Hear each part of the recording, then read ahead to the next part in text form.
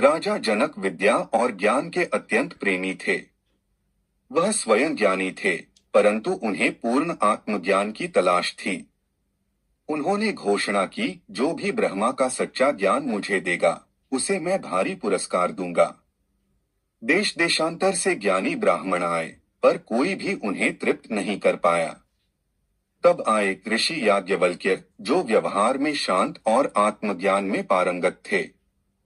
राजा जनक ने पूछा, मुनिवर, मुझे यह बताइए कि जिससे सब कुछ जाना जाता है, वह तत्व क्या है? ऋषि याज्ञवल्क्य मुस्कुराए और बोले, हे राजन, यह आत्मा ही है जिससे सब कुछ प्रकाशित होता है। जैसे दीपक से एक घर प्रकाशित होता है, वैसे ही आत्मा से यह समस्त जगत जाना जाता है। जब आत्मा को जान लिया जाता है, तब फिर और कुछ जानना शेष नहीं रहता। जनक ने और गहराई से पूछा, वह आत्मा कहाँ रहती है? याज्ञवल्क्य बोले, वह कहीं बाहर नहीं, तुम्हारे ही भीतर है। जिसे तुम मैं कहते हो, वही आत्मा है।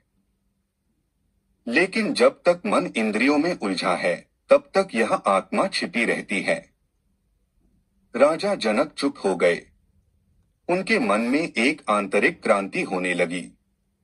उन्होंने कहा, ऋषिवर, आपने आज वह दिया जलाया है जिससे मेरा अज्ञान दूर हुआ। अब मुझे राज्य, वैभव, अहंकार कुछ भी नहीं चाहिए।